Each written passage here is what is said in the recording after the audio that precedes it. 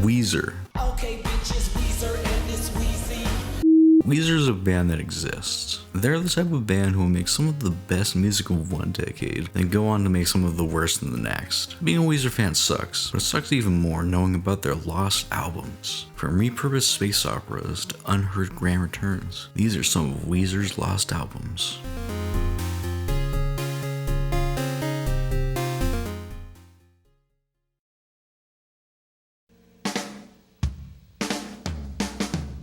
After the success of the Blue album in 1994, lead singer Rivers Cuomo, no relation, wanted to go big with Weezer's sophomore album. Unlike Blue, this album would be a rock opera, with each track connecting to a larger narrative. The plot was about a space crew who would go into space to rescue somebody or something, as Rivers would say in a 2007 interview. It was planned for every character in the story to be played by both members and friends of the band, but this never came to fruition. There's some confusion on the track list, as there's in total 5 different versions. 3 are written drafts from the Pinkerton Diaries, a book written by Rivers in 2011 that documents the production of this album and the album that would follow it, Pinkerton. The other 2 are from rough demo tapes. To keep things simple, I'll be going off draft 2's track list. The record begins strong with Blast Off, this energetic intro to Black Hole's story. It introduces Jonas, the main character, who's basically a Rivers self-insert. Juan and Dondo, 2 chuds who only care about beer and the hot babes on the ship, which brings us to Maria, the girl who Jonas is horny for. Basically, their spaceship is launching towards the planet Normus, which is about to be destroyed by its sun. While there is a full band recording in existence, it remains unreleased due to quality concerns. There is a Rivers only demo though, which was first heard in 2002 when Rivers released a truncated version on the RCB, which was a fan form that Rivers would troll the shit out of back in the day. I should mention that many of the tracks on this album exist only as Rivers only demos. For many years, Weezer fans were trying to get the band to play the song live, until they finally did in 2011, where it had slightly different lyrics. The demo has a vocoder part from M1, the ship's computer thingy. The live version, though, replaces it with another verse from Juan. The song ends when Dondo calls Maria a bitch. But before I move on, there's this one thing I should mention. Listen to the guitar during this part.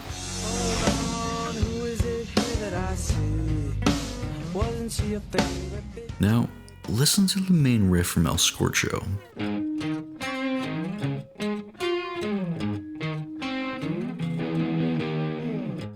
They're basically the same except for just being pitched up a little bit. Back on track, Maria lashes out at Dondo and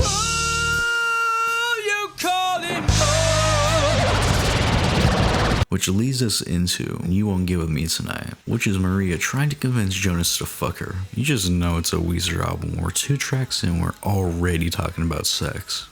The Pinkerton Deluxe version is quite upbeat and major sounding, with Jonas and Maria's parts being panned left and right since Rivers is doing all the vocals. In fact, he's actually doing everything on this version, despite the song being credited to Weezer as a whole. But there is an actual Weezer version. The so-called crushing version comes from a tape that drummer Pat Wilson once gave to a fan. This version is way heavier with a nice little groove. Brian Bell, no relation, does Maria's part here and he does a pretty good job. Aside from the drums, Pat also does the bass on this recording. I like both equally. After getting Jonas convinced and oh Jonas, please remember and come to my pod, Maria and him go to do the deed. Jonas then realizes, oh no, I shouldn't have the sex, and rushes out of Maria's pod and as he runs away from the sex, tired of sex plays. We just need to find where is that sex. I can't even fucking finish that. This song is already on Pinkerton, so I won't go in depth. But we do have a studio recording of this version of the song. The so-called tracking rough take is similar to the Pinkerton take, but more heavy. The final version takes a wild ramp up, waiting until the second verse for the guitars to fully come in. The rough version, though, begins with the guitars straight out of the gate, with very little synth work. It also feels like a Blue era song with how it's more clean overall. The final Pinkerton version is more saturated sounding, despite being less compressed. I personally like parts of each more than the other, but I'm leaning more towards the tracking rough being just a bit better. Next up after that is Super Friend, where Jonas talks to the other woman of the story, Laurel, about what happened previously. She basically tells him to stop being a fucking weirdo. The song itself is quite simple, but it does a pretty good job. It begins like a happier version of Falling For You, and the breakdown / outro is reminiscent of the softer parts of Blue. Like I said, the song itself is simple, but its history is far from that. There's at least 3 versions known about. The first version is the one I just talked about. There's another demo with no intro, alter lyrics and a completely different chorus. And the last version is from the Pinkerton sessions. This footage comes from Weezer's video capture device, a 2004 DVD compilation of Weezer's music video and other random stuff. This version is similar to version 2, but it seems to have version 1's lyrics and outro with a key change added. I say seems because the audio quality is ass! There's many factors why, but this recording is just not good. You might say, why don't you listen to the actual recording, you fucking dingus? Well, unfortunately, that doesn't exist. The master tape was recorded over since the band scrapped the song, and tape is fucking expensive, like holy shit. This shitty recording is all we got, so that's kind of sad. Anyways, time warp. It's been almost 1 year since the incident, and Maria comes swinging in I Thought You Should Know, a song that was never recorded as far as I know. Jonas then responds with Tragic Girl. This song is like Super Friend, but way more lucky. This was one of the last songs recorded for Pinkerton, but it never made the cut. For years, it was forgotten by everyone, until the master was found during Pinkerton Deluxe's production. The tape was unlabeled, so it's a wonder that it was even found in the first place. And what a shame it would have been too, since this is one damn good song. It might be a little too long in my opinion, but still a great little song that only a few people really talk about or listen to. In response to Tragic Girl, Maria drops the bombshell that she just gave birth to Jonas' son. Now, you might be asking yourself, what? What the fuck? And believe me, I was thinking the same thing until I realized, oh yeah, Black Hole's plot is 50 Shades of fucked. Maybe the song was different when Draft 2 was written in the midst of this child crisis. Juan and Donna bust in and say the ship has finally landed in good news / dude, we're finally landing. As they begin to land, Gitchy begins. Like Tired of Sex, this is a future Pinkerton song with a tracking ref version available. It's all about how Jonas feels shame for what he's done to Maria. The Pinkerton removes the direct references to Black Hole's plot, but some say this actually made the song worse. I disagree, but I will say that like the Tired of Sex demo, the instrumental of Get You's Tracking Rough is way better. Much more lush and wide sounding too. I know Pinkerton's whole appeal is how raw and unproduced it is, but I do wonder what the album would sound like if it was produced like these demos were. Anyways, they're about to land, and Jonas realizes that Maria is the one. There is no other one but Maria. Well, it isn't available on Pinkerton Deluxe. There is a demo for No Other One that you can find on bootlegs and stuff. It's basically the same as the Pinkerton version, with the only major difference being the dumbass child's toy sounding fucking synth. And the ship finally lands after like 20 minutes or however long these songs play out for. Touchdown plays as the crew assesses the scene. The song is unavailable, so let's talk about Devotion. Devotion is such a classic Weezer song. It may be one of those fan favorites that everyone knows, but I've yet to find someone gush about it in a video. Everything from the guitars to the vocal melodies and that fucking key change, dude, like oh my god. Absolutely amazing. It's similar to No Other One as is about Jonas praising Maria, but he seems to be putting down Laurel. Or maybe it's the other way around. Actually, it's probably praising Laurel because Jonas finds out that Donna's been fucking Maria this whole time. What is this I find is a pretty infamous for being the used condom song. Too bad it's actually pretty good outside of that big ass asterisk. Jonas is pretty fucking pissed, so he storms off into the sunset. He travels for 19 days before Maria's like,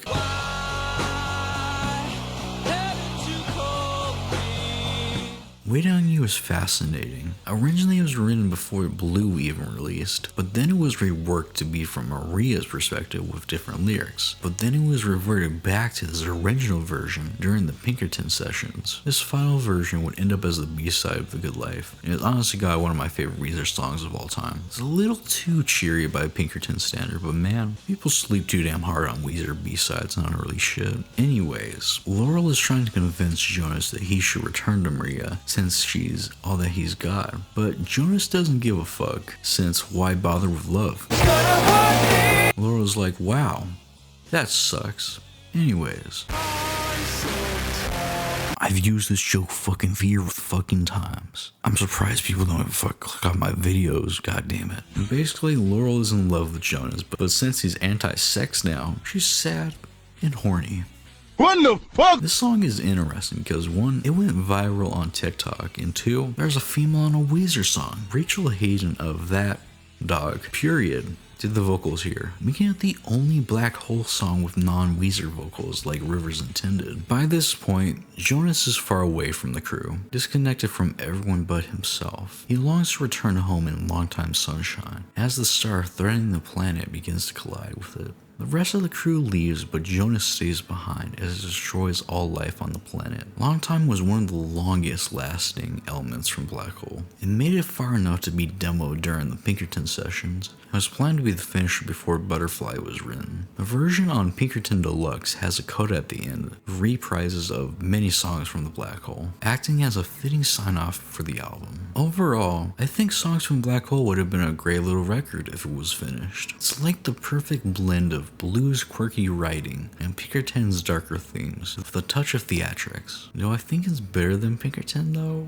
No. I'll die on this hill, but all of Pinkerton is an 8 out of 10 or higher. There isn't even a bad or even mid song on there. I can't say the same for Black Hole, as the exposition songs, as I call them, are quite boring in my opinion. Maybe Rivers would have combined these songs on the final version, but songs like Oh Jonas and Oh No This Is Not Following Me really don't hold up as standalone tracks, as you're probably aware by now, hopefully at least. Songs from Black Hole never got finished. Weezer planned to record Black Hole in fall 1995, and they kinda did. In August and September, they would record about 11 songs, so about half of the album. But I should mention that these weren't even finished yet, so it's not even like a full 11 songs. Between September and the start of 96, the band would go on hiatus, so Rivers could go to college, and related side band The Rentals could go on tour. During this time, Rivers started to become dissatisfied with Black Hole. He felt it was too gimmicky, and he didn't want Weezer to be seen as the gimmicky Buddy Holly nerd band. What do you mean he did the opposite? By January 1996, most of Black Hole's character and storytelling was replaced, with Pinkerton's more personal and intimate writing. Pinkerton were released in August 96, and it would flop. It sold awfully, and most people hated it at first. But by the 2000s, people began to realize that it was actually a great album. This renewed interest in Pinkerton led to many more people wondering what Songs from the Black Hole was. So throughout much of the decade, many songs would be released. Almost all the Black Hole would be released on Alone 1, 2, 3, a series of albums that Rivers released to share demos that he made but never got released. Nowadays, there are many fan-made versions of songs from Black Hole. Some use Rivers and Weezer's official recordings, but there's a handful of full cover albums done by fans. While I do prefer the official stuff, these covers are about as close as we'll ever get to a finished version of the album.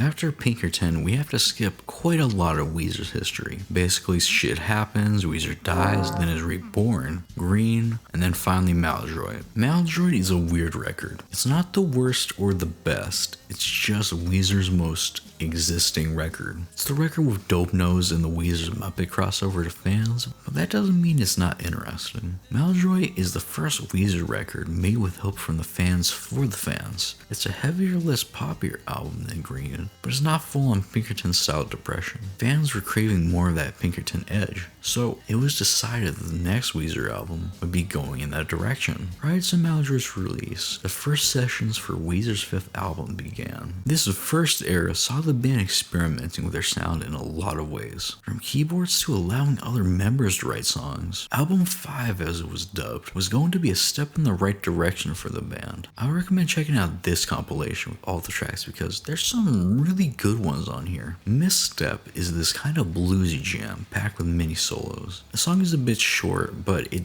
doesn't overstay its welcome, even if it's pretty simple. Little Songs has this bounce to it in the verses that reminds me a little bit of Grapes of Wrath from OK Human. It really makes me wonder if Rivers maybe repurposed this one. A personal favorite of mine is She Who Is Milton. This version may not be as good as later versions, but it's still a pretty good song aside from the unfinished lyrics. Fontana has some damn good guitar work. Prodigy Lover is one of the only songs from this era to see a commercial release, as it appeared on VCD. It's a nice showcase of what the band was going for, neither pure pop or gloom. It stays in a sweet spot between the two. And lastly, Queen of Earth is a good one. Also, there's some older stuff that wasn't written for these sessions that is also pretty good. After finishing up the Maldroid tour, the band reflected on what they had produced so far. Well, I think there's plenty of good material from these sessions. Weezer seemingly didn't. Maybe it was like waking up from a hangover, but only a few songs from this first era would be transferred to the second era of Album 5, which began in September at SIR Studios. For the next 8-ish months, Weezer will record a fuck ton of demos. It's definitely rivaling the first era in size alone, but there's one caveat. Most of these sessions are completely lost, not in a somewhat sold the masters way, but rather there's just a lot of stuff that isn't available outside of the Weezer archives. And of the stuff we have, almost all is solo Rivers stuff. To keep things simple, I'll only be focusing on new stuff that didn't make it onto Make Believe. This doesn't count stuff that made it onto later records though, like Turn Me Round. This song is quite the oddity, as despite appearing on Ratitude as a bonus track, it actually comes from these sessions. Well, we think. There's been much debate on whether this recording came from Era 2 or the actual Make Believe sessions. There's also a debate on if this is a full band demo or maybe a Rivers solo one, but no one fucking knows. Aside from that, Turn Me Round is just a middle of the road average song that does nothing for me. There's a pretty good reason why it's on Ratitude, for God's sake. Everything for Me / Take Me Home has some interesting key changes that Weezer really didn't do that much. You're the One or any of these titles is pretty good for Make Believe standards. By that, I mean it's pretty fucking average. It falls into the trap of having an underlying structure of a good song, but it never builds upon it. This is a problem I have with most of Make Believe on the whole. It starts fine, but by the end, it leaves you a bit disappointed. Rather surprisingly, You're the One actually made it quite far before getting the axe, as this was one of only a few songs that were intended to be on the Make Believe we actually got. It got cut right before the album was completed, and there is a full band version in existence, but we don't have it, so I don't know if that's bad or not. Everybody Wants a Chance to Feel Alone is a song with both a long ass title and a pretty good chord progression. It's like Island in the Sun, but in a minor key. Getaway is interesting. It suffers from the Make Believe fatigue I mentioned earlier, but it has a unique quality. It's a later version of Haunt You Every Day. Not earlier, later. Haunt You Every Day was recorded before Getaway, despite Haunt You actually getting released. This is weird. You usually hear of an old song transforming into a new song, but you never hear about one reverting back. Prior to the Rivers storefront incident, one of the only recordings from the SIR sessions was a cover of Worry Rock by Green Day. Weezer actually recorded a lot of covers, but I'm mentioning it here because A, it was released, and B, no one really talks about it because it's mid. Like, it's not bad and you can do way worse, but it's just bland. Zero Flavor is better than a Bad Taste, I guess, but I want something good, goddammit. The Formula is a really good song. It has a chorus that reminds me a bit of Pinkerton and Blue, like a mix between the two. But the standout part for me is the verses. The lyrics are standard Weezer stuff, not mind-blowing, but the instrumentation is very unusual for Weezer. It's hard to explain without hearing it, but I can't remember another Weezer song that has hard palm muting like this. There's sadly only a Rivers demo out there, but I would recommend checking this one out. After spending 8 months at SIR, Weezer said, fuck it, we're getting an office space. The office era is pretty mysterious. Well, there is a list of songs from this time. Very few recordings are actually available, not counting multiple takes. Officially, there's only 4 songs out there. The first is It's Easy off Red Deluxe. It's a Brian song and it's fine. Not amazing, but it wouldn't be a bad pick for Make Believe, honestly. Second is I Can Love, also off Red Deluxe. This one's pretty good in my opinion. Reminds me of the earlier stuff from '02. I'm sad there's not a full band recording out there. Third is The Rat Race off a Cancer Charity compilation. It's another Brian song and like it's easy. It's a 6.5 out of 10. And lastly, there's Story of My Life off Motherfucker. Like the other one, it makes sense why it's on Ratitude, although I think the fact is acoustic really dampers it. Aside from those, we do have some Rivers demos to cover. I was scared to skip to Make Believe, but it actually made it onto Alone too. I like this one a bit, but it's just lacking something. I don't know what that is, maybe better mixing, but it's a shame that this wasn't included on Make Believe. Blow My Stack from Death to False Metal was apparently tracked here, and luckily, we don't have a recording, but there is a description of it. This demo was supposedly way more dark and edgy, but Rivers toned it down for the final version. You've Got to Let Me Go reminds me a lot of an Ozma song, which is pretty damn ironic.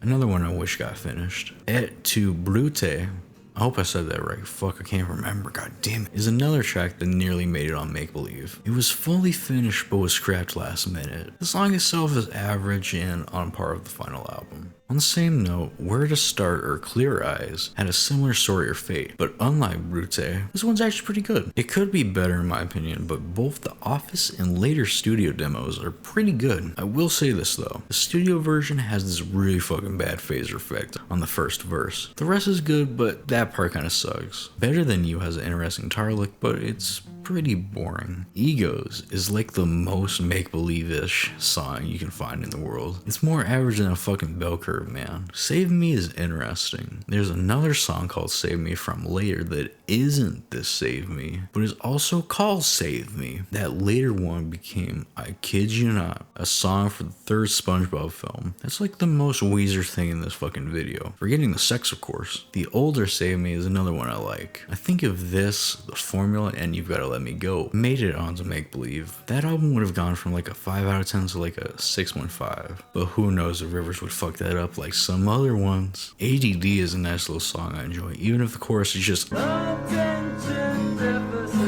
very interestingly, the song was actually brought back during the Everything Will Be Alright days. That demo is almost identical to the Office demo, which is fucking crazy considering how many reused songs are massively changed between versions. Freedom is Pain is fine. I like the key changes, but my problem lays with the recording itself. A lot of the Office demos have a problem with the mic clipping, but here it's really fucking noticeable. Looking for a Fight is an alright song with an extraordinary story. So, after being scrapped, this song was resurrected during White's production with a, I kid you not, a fucking Kanye West sample. Kanye West. Yes, there's an official Weezer x Kanye crossover out there. Sadly, I can't find it, but this version evolved into Living in LA from Black. You're the One That Turns Me On has a funny title. It sure as hell don't turn me on. After their stint at the Office, Weezer decided it was time to record album 5 for real this time. And we do mean real. And they would. Eventually. Basically, Weezer goes into the studio in fall 2003. They start recording again in early 2004. They're not like when they recorded. So they start recording again in July. They're less unhappy recordings.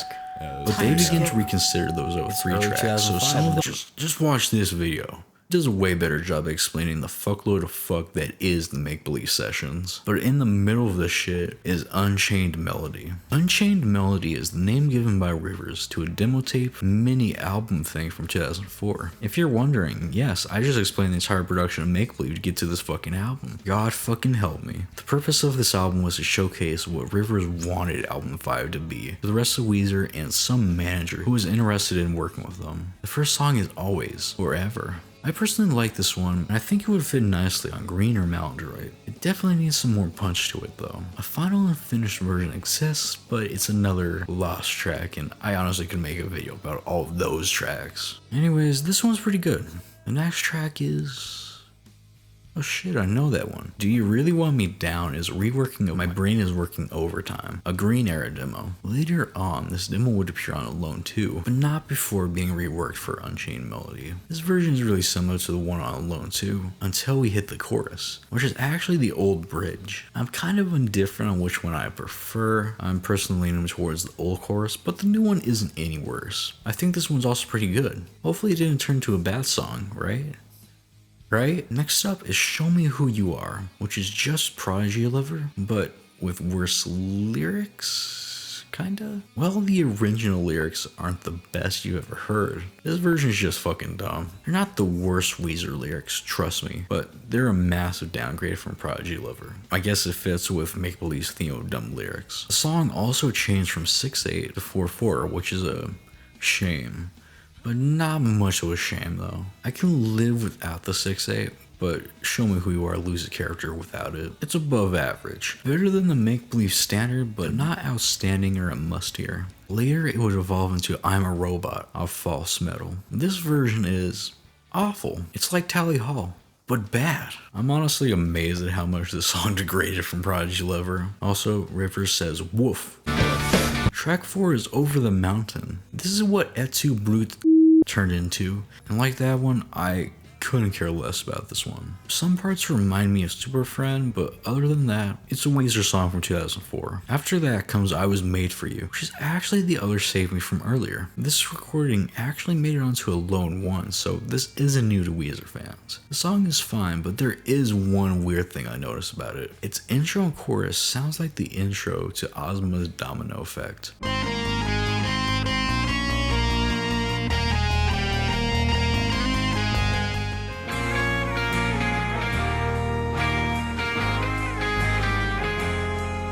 This is very ironic.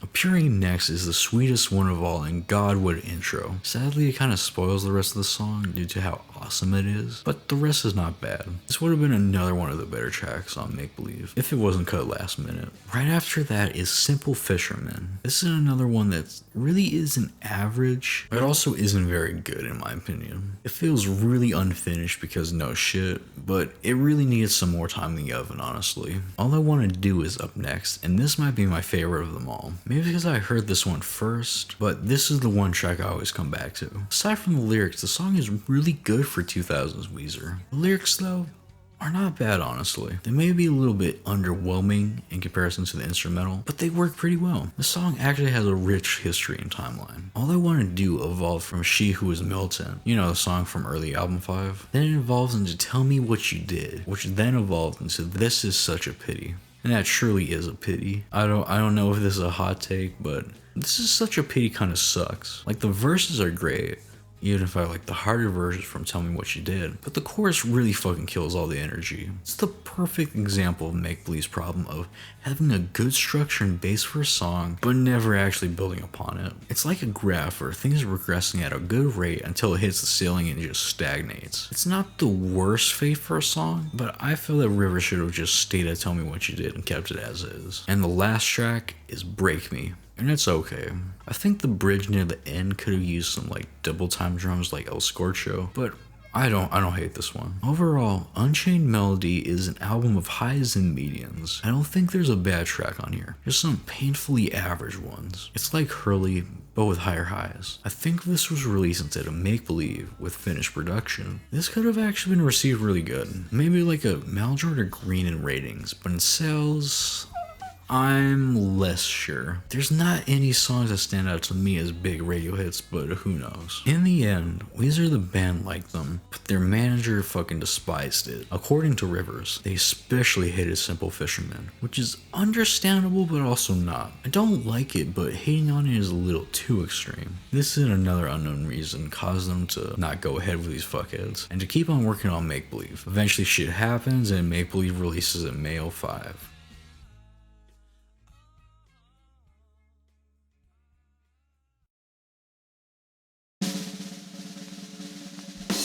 The release of Make Believe brought Weezer into the what the fuck are we doing era of the band. From about 2005 to 2010, Weezer did some Weezery things. Red, Attitude, and Hurley were released, and each album would create cracks in the fan base. But there have been some tension since Green and arguably Pinkerton. The release of Attitude will be the breaking point for Weezer fans and Weezer themselves. It's an album that no one likes. Not the fans, not the public at large, no one. You just know it's bad when there's a pop rap song song with a Lil Wayne verse and the line, "Okay, bitch, it's Weezer and it's Weezy." Attitude was a wake-up call to everyone. The fans went from saying Weezer was decent to saying Weezer wasn't even good in the first place. The pop audience that Rivers really wanted didn't give a shit, and Weezer themselves got dropped by their label. They done fucked up. In 2010, Hurley was released to a better reception, but that isn't saying much. For the next 4 years, Weezer would exit the spotlight. The first mention of a Hurley follow-up came in 2010 during an AV Club interview where Rivers said that the new record would, quote-unquote, sound like you're 16, riding your bike to get a Slurpee. This Slurpee album has zero information though, aside from the fact it existed at one point. The album we do know about though is Ecce Homo. The name comes from this 1474 painting by this person, which was intended to be the album cover. Ecce began development in 2011 as Rivers began to change his way of writing to add more substance to the songs. Red, Gratitude, and Hurley were recorded and released within a year of each other, and that really showed in the final products. Ecce would not be like that. The plan for Ecce was a concept album, like Songs from the Black Hole. It revolves around Sebastian, a dude that exists throughout history and has a religious awakening. There's some more details, but I'll leave that to the song-by-song breakdowns. First track is Semper Fit. This one, or Narcissus Bloomin', if you're going off the second track list. Semper is interesting, but also not. It's one of the only Weezer songs without lyrics. Despite that though, it's kind of boring. It's far from bad, but I don't really revisit it. Next is Rules of Life, and oh my god. So, there's a lot of versions of the song. It wouldn't be wrong to say this is one of the most worked on songs from the album. From my understanding, many versions share the same instrumentals and elements, but the changes lay in the lyrics as Rivers revised them over and over again. The first version I heard was version 41, which probably has the most sane lyrics out of the ones I've heard. Still kind of weird though. Outside of the verse lyrics, I think this version is pretty good, but there is some others floating out there. This upload features a full band version that is fine, but I'm not a big fan of it. First, it's shifted up by a whole tone. This may sound like a dumb complaint because it is, but I mention it here because Rivers has to sing higher in order to reach the same notes, and he has some troubles with those. The choruses are doable, but the verses highlight this problem. While he did sound nasally in the last version, Rivers sounds way too nasally in my opinion. You can really hear it on the first barely. It just doesn't sound right. And that brings us to the lyrics, which are yeah. Thinking aside, they're not too interesting. You know what is interesting? Adolf Hitler. This is not a fucking joke. Version 36 opens with the words, Adolf Hitler sent a message to me. and it gets even better with Bruce Willis will win us with his fitness. imagine being part of Weezer and you hear a song that starts with the name of the evilest man in history. Outside of the mustache man, it's almost identical to version 41. From what I've heard, the song's lyrics got progressively weirder and weirder with each version. As there's like 20 more versions, there's bound to be some weird lyrics, but the Hitler one takes the cake for me. Fun little tidbit about this song is that it was actually played for a few fans at super secret Weezer listening parties. I'll get this out of the way now, but many of the songs on Ecce were played at these parties from 2011 to 2013-ish. Rules is pretty interesting as we actually have a recording of it from one of these parties. Kinda.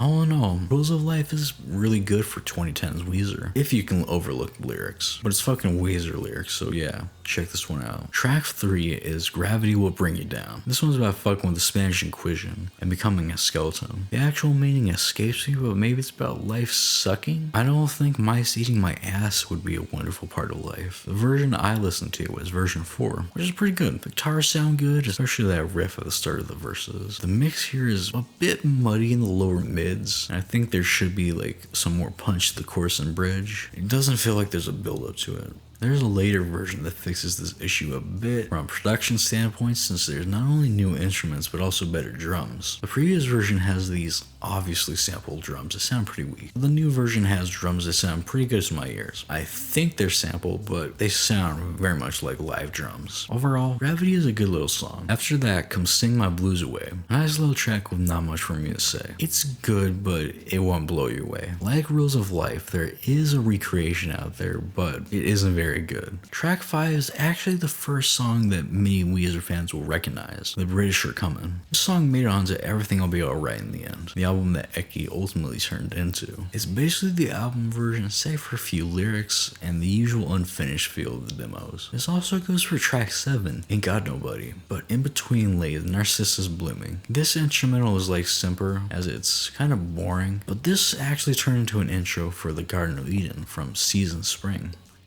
I have nothing else to say. Track 8, I Won't Flake on You, brings us into Act 2 with a bang. It's a decent song, but it definitely needs some more work in my opinion. I do like the unexpected key change for the bridge, but the rest is fine. Next up is Ivory Telephone, which has an interesting backstory. This one actually dates back to 1998, during the Weezer's fucking dead days. It's unknown if it was considered for Green, but it was brought back to life by Rivers for Ecce. The song is quite standard, but the key change for the last chorus doesn't sit well with me. It feels a little too abrupt and maybe a little too high. Aside from that, it's a song that I wouldn't mind being on Everything or White, but I'm not crying at its loss. After that comes the 1-2 reused punch of Cleopatra and The Wasteland, but not the full Future Scope trilogy yet. Anonymous and Return to oh my god. Return to Ataka Appear later, but in between Wasteland and Anon are Bless the Whole Wide World, Everybody Needs Salvation, and A Boat on the Sea. Bless is this chugging track about the world sucking, while asking the man in the clouds to bless it. I really like this one. It's a shame that it never got fully finished. Apparently this was one of Rivers' favorite tracks,